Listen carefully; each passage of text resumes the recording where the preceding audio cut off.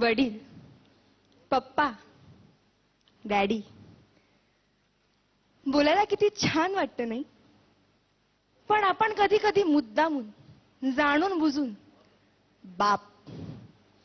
आज अशाच एका बापाची एक कहाणी. आई घराचं मांगल्य तर वडील घराचं अस्तित्व असतं. पण या अस्तित्वाला खरंच आम्ही कधी समजून घेतलंय का? वडिलांना महत्व असूनही त्यांच्याविषयी फारसं बोललं जात नाही. लोकांनी वडील रेखाटलेले, पण तेही तापट, व्यसनी, मार झोड करणारे. नाही, समाजात 1-2% असे वडील असतीलही, पण चांगल्या वडिलांबद्दल काय? आईकडे अश्रूंचे पाट असतात, ती रडून मोकळी होते, पण सांत्वन वडिलांनाच करावं लागतं. आणि रडणाऱ्यापेक्षा सांत्वन करणाऱ्यावर जास्त ताण पडतो, कारण ज्योतीपेक्षा समईच जास्त तापते ना. पण श्रेय नेहमी ज्योतीलाच मिळत राहतं. रोजच्या जेवणाची सोय करणारी आई आमच्या लक्षात राहते, पण आयुष्याच्या शिदोरीची सोय करणारा बाप आम्ही किती सहज विसरून जातो.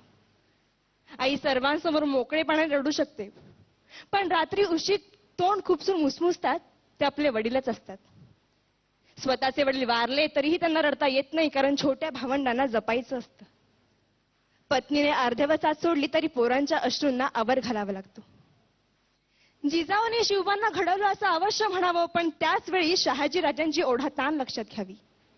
देवकी, यशोदेचं कौतुक अवश्य करावं, पण भरपुरात पोराला डोक्यावरून घेऊन जाणारा वसुदेव लक्षात घ्यावा. राम हा कौशल्याचा पुत्र अवश्य आहे, पण पुत्र वियोगाने तरफडून मरणारा पिता दशरथच होता. वडिलांच्या टाचा झिजलेला चपला, त्यांची फाटकी बनियन पाहिली की कळतं आमच्या नशिबाची भोकं त्यांच्या बनियनला पडलीत. त्यांचा दाढी वाढलेला चेहरा त्यांची काट कसर दाखवतो. मुलाला लुंगी घेतील, मुलीला गाऊन घेतील, पण स्वतः मात्र जुनीच पॅन वापरतील. मुलगा सलूनमध्ये 30 रुपये खर्च करतो, मुलगी पार्लरमध्ये 25 रुपये खर्च करते, पण त्याच घरातला बाप दाढीचा साबण संपला म्हणून अंघोळीच्या साबणाने दाढी खरवडीत. तेही नाहीतर कधी कधी फक्त पाणी लावून दाढी करीत. ते आजारी पडले तरी लगेच दवाखान्यात जात नाही, ते आजाराला मुळीच घाबरत नाही. पण डॉक्टर एखादा महिना घरी आराम करायला लावेल यांची त्यांना भीती वाटते, कारण मुलीचं लग्न, पोराचं शिक्षण बाकी असतं. घरात उत्पन्नाचं दुसरं साधन नसतं, ऐपत नसते, तरी मुलाला मेडिकल इंजिनिअरिंगला प्रवेश मिळवून दिला जातो. ओढाताण सहन करून पोराला दर महिन्याला पैसे पाठवले जातात. सर्वच नसली तरी काही मुलं अशी असतात की तारखेला पैसे येताच मित्रांना परमिट रूम मध्ये पार्ट देतात, आणि ज्या वडिलांनी पैसे पाठवले त्या वडिलांची टिंगल करतात. एकमेकांच्या वडिलांच्या नावाने एकमेकांना हाका मारतात. ज्या घरात वडील आहे त्या घराकडे कोणीही वाईट नजरेने बघू शकत नाही, कारण घरातला कर्ता जिवंत असतो. तो जरीही काही करीत नसला तरी तो त्या पदावर असतो, घरच्यांचं कर्म बघत असतो, सांभाळत असतो. आई असण्याला अथवा आई होण्याला वडिलांमुळेच अर्थ असतो. कोणत्याही परीक्षेचा निकाल लागल्यावर आई जवळची वाटते, कारण ती जवळ घेते, कवटाळते, कौतुक करते. पण गुपचूप जाऊन पेढ्यांचा पुडा आणणारा बाप कोणाच्याच लक्षात राहत नाही. चटका बसला, ठेच लागली, फटका बसला तर आई ग हाच शब्द बाहेर पडतो.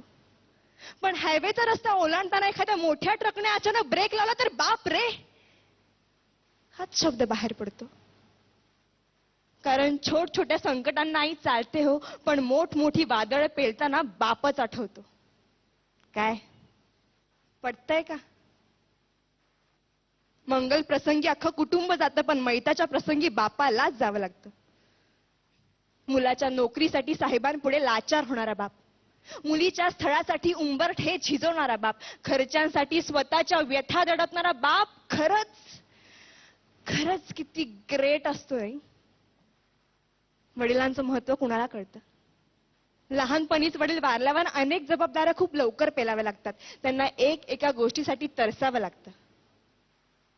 बाबांना पूर्णपणे समजून घेणारी असते ती म्हणजे त्या घरातील मुलगी.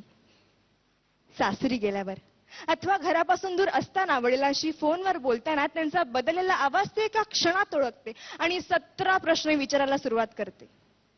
कारण कोणतीही मुलगी वडिलांना जपते, जाणते. इतरांनी आपल्याला एवढंच जपावं एवढीच त्यांची अपेक्षा असते. धन्यवाद.